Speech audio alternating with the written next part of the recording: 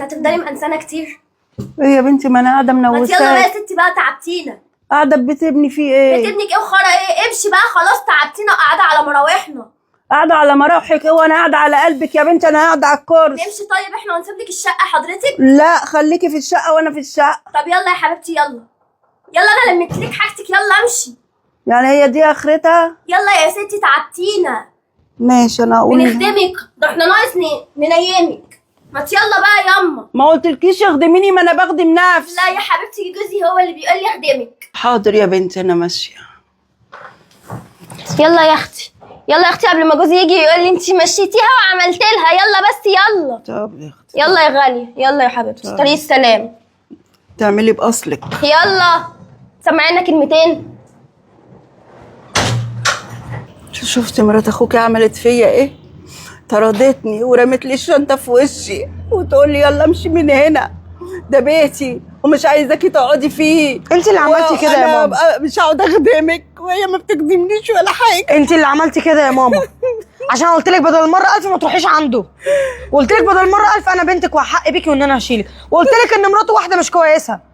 ايوه بس هو بيوحشني يا بنتي، بيوحشني. تقدري تروحي تشوفيه ويجي يا ماما، لكن مش تروحي تعيشي معاه عشان انت عارفه ان مراته مش هتستحملك يا ماما. ما كنتش عارفه تعمل كده، ما كنتش متوقعه انها على اساس ان انا ما قلتلكيش. يعني انت مبسوطه دلوقتي وانت ماشيه من عنده مطروده؟ لا مش مبسوطه ومكسوره. والله العظيم. طب ما ده اللي انا قلته لك يا ماما، قلت لك تعالي عيشي عندي انا وانا هشيلك فوق راسي من فوق، وقلت لك ما تروحيش عنده عشان مراته. ما انا ما اعرفش انها واطيه بقى. اصل مش هترجم. طب اهدي يا ماما خلاص، انت مش هتروحي عنده تاني، انت هتفضلي عايشه معايا انا. بس هقول له. مش هيعمل لها حاجه يا ماما. لازم اقول له برضه. قولي له يا ماما لما نشوفها يعمل لها ايه. مش فاهم انا. اسراء، هي امي فين؟ امك لمت حاجتها ومشت. مشيت؟ قالت لي اختي بنتي وحشتني اروح اقعد معاها. امي ولا اختي؟ طب وانت ازاي تسيبها تمشي؟ هي عملت كده يا احمد، يعني انا همسك فيها مع ان انت عارف ان انا روحي فيها والله، بس ايوه اعمل ايه بقى؟ تمسكي فيها طبعا، وكنت كلمتيني قلت له امك عايزه تمشي، ما كنتش اخليها تمشي. طب ما انا مسكت فيها، اعمل ايه تاني يعني؟ مش فاهمه. انا عارف يا اسراء، عارف ان انت بتحبيها قوي وما تقدرش تعيشي من غيرها، عشان كده انا زعلان، لان انا بحس ان انت بتعامليها زي امك بالظبط. صح يا حبيبي إيه؟ والله واكتر بجد، بس اعمل ايه؟ هي قالت لي هروح اقعد معاها يومين وهرجع لك تاني. ما انا عارف انت هتقولي لي، انا عارف يا اسراء ان انت كويسه وبنت اصول والغلط ما يطلعش منك ابدا. طبعا طبعا، هي زي ماما والله، ده انا اخدمها برموش عيني كده. طيب وتفتكري بقى هي راحت فين؟ والله مش عارف، بس هي قالت لي ان انا همشي عشان رايحه عند اخته. يبقى اكيد راحت لنوها، بس اهم حاجه ان انت ما تكونيش زعلتيها في حاجه، عشان دي بتزعل وانت عارفه عندها الضغط وبيعلى عندها. لا ما حقك عليا يا امي، انا عارف ان الموضوع صعب وعارف ان انت زعلتي، بس صدقيني اللي حصل ده انا مش هسكت عليه، وحقك هيرجع لك قدام عينك. انت مش متخيله انا في قلبي ايه دلوقتي او حاسس بايه.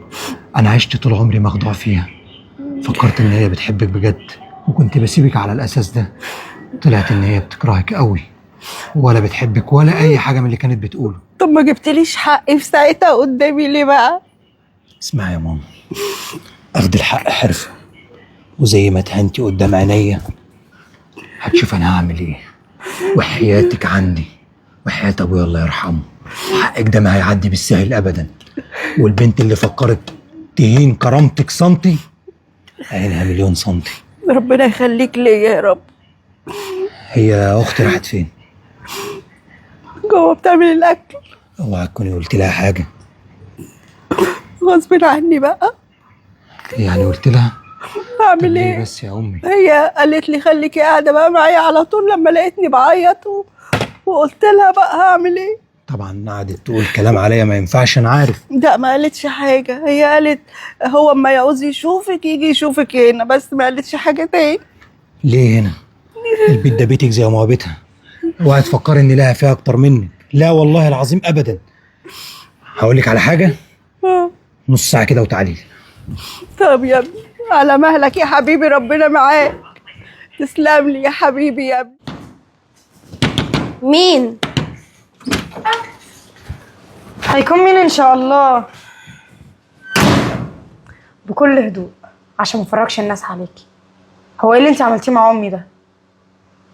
هي اللي مشت. والله صح، هي اللي لمت شنطه هدومها وراحت حاتفه لها في وشها وقالت لها خدي بعضك واطلعي بره، صح؟ عايزه ايه يا نهى؟ عايزه ايه؟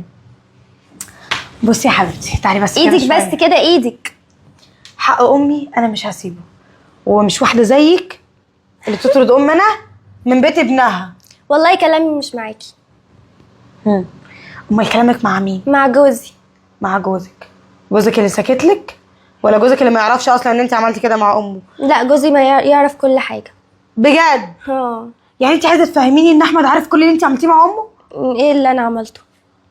لا، ممكن اننا نكلم احمد بقى ونشوف هو عارف انت عملتي ايه مع امه ولا لا. ان انت تلمي لها هدومها وان انت ترمي لها الشنطه في وشها تقول لها اطلعي بره اصل انا زهقت منك ومن القعده معايا. امي كبرت وبقت بتخرف. والله ما حصلش كل ده. هي قالت لي ان انا اولا عايزه لما اشوف تيجي بنتي تتكلمي نهى. على امي تتكلمي باحترام، عشان ممكن هزقك عادي جدا، بس انا محترمه ان انا في بيت اخويا ومحترمه اخويا اللي انت مش محترماه. لا يا حبيبتي، ده بيتي. طيب واقدر اطردك دلوقتي. وريني هتعمليها ازاي. بس دي مش مشكلتي، ومش مشكلتي معاكي فيا انا مشكلتي في امي. ابعدي امي من دماغك يا اسراء عشان ما نزعلش سوا. انا كنت بحبك فما تخلينيش اخسرك، واللي هيجي على امي مش هسمح له. خلاص يبقى خديها عندك يا حبيبتي، خديها عندك، شيليها شويه. هي امي كده كده عندي، بس انا بقى هعرف انت بتجيبيها ليه؟ انا هعرف اخلي جوزك اللي عارف كل حاجه يتصرف معاك ازاي. لا جوزي ما يعرفش حاجه. اثبتي بقى ان هو يعرف حاجه، او ان هنشوف. انا عملت كل الكلام ده. هنشوف. نورتي يا نهى، كاتكم القرف. جبتلك حقك يا ست الكل. ده ايه الشنطه دي يا ماما؟ وانا رايحه لابني تاني. رايحه فين؟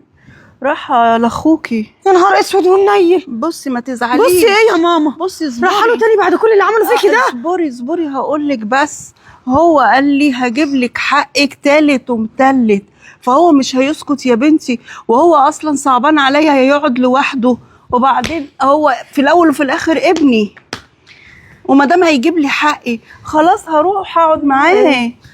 تروحي تقعدي معاه؟ ايوه. انا لسه جايه من عندها وقالت لي ان ابنك عارف كل حاجه. ما هو فعلا عارف كل حاجه. لا، عارف كل حاجه ان هي بتبهدلك وبتزعلك من غير ما تعملي حاجه. هو عارف وشافها وكل حاجه شافها، بس هو قال لي انا هجيب لك بطريقتي الخاصه حقك، يعني هو مش هيسكت على حقي برضه. لا انا بجد مش عارفه يا ماما انت بتفكري ازاي. يعني انا اروح ابهدلها وافرج عليها الدنيا كلها عشان اللي عملته معاك وانت في الاخر رايحه لها تاني؟ معلش حقك عليا. لا ما هو يا بنتي مش هيسكت برضه يعني. ماشي، اعملي اللي انت عايزاه يا امي مش بعد عايزاكي اذنك. تزعلي يا بنتي يا حبيبتي، ما انتوا الاتنين عيالي وحبايبي، طب اعمل ايه؟ خليك انا هفتح انا. ايه ده حماتي؟ الحمد لله على السلامه. الله يسلمك. ما كملتيش وجيتي على طول اهو زي ما قلتي. ادخلي يا امي ادخلي. بتحبيها ها؟ دي ماما دي. بجد والله؟ في ايه؟ يا اختي بس يا ماما مش هينفع. شايف هي اسراء كمان؟ بتحبك قوي. ده انت مش عارفه بتقول عليكي ايه. ده بتقول ان هي من غيرك ما تقدرش تعيش، وان انت نورتي البيت. ده حتى اول ما مشيتي قالت يا لهوي ده البيت ضلم، صح؟ حصل. الحب باين في عينيها. حتى بصي كده. كنت باكلك وبشربك واديكي العلاج في ميعاده. حصل. انت قلت لي طبعا الحاجات دي كلها. مسكت فيكي عشان ما تمشيش، وانت قلتي لي لا انا هروح اشوف نهى واجيلك. ايوه صح. واديكي طلعتي قد كلمتك يا ماما. يعني هي قالت لك هشوف نهى واجي. هي قالت لي كده. بس انت طبعا وهي بعيده عنك كنت زعلانه قوي، مش قادره تقعدي من غيرها. ما انت كنت شايف يا احمد.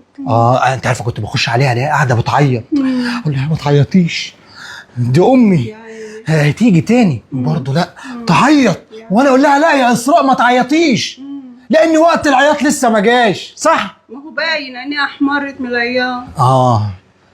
بما ان بقى ما فيش احترام ولا ادب ولا اخلاق ولا ذوق، يبقى تتفضلي تطلعي بره من غير مطرود. ايه؟ اطلع بقى بره؟ امي انا تدخلي عليها بالشنطه وتقولي لها امشي. ليه؟ عملت فيك ايه؟ فهميني. ها؟ هاتي لي سبب واحد يخليكي تعملي كده مع امي. تعبت يا احمد بقى، تعبت خدمه، تعبت خدمه، دي شقتنا احنا. وانت ما بتخدمينيش. لا بخدمك، لا ما بخدمك بتخدمينيش. خلاص طلعتي عيني صبح وليل، دخليني حمام، اكليني، اديني علاج، خلاص بس. بقى. صوتك ما اسمعهوش. هو انت جايبني هنا خدامه ولا جايبني اتجوز؟ مش فاهمه انا. بقول لك ايه، الظاهر كده ان انا معاملتي كويسه معاكي، خليكي تشوفي نفسك. عشان كده يا ست هانم، طالما انت امي، البيت اللي انت قاعده فيه ده ما يلزمكيش ولا حتى تشرفيه. انت طالع يا اسراء بره. يلا بره بره يلا. هو انت مكانك بقى الشارع كده أصلاً. يعني. ايوه كده ونص وثلاث ارباع. يلا انت هتصوريني. ماشي انا هوريك، خدي شنطتك. انا هوريك انا هعمل يلا، ايه. خدي شنطتك ويلا. مش عايزه منك حاجه. احسن برضه. يلا ما تزعليش.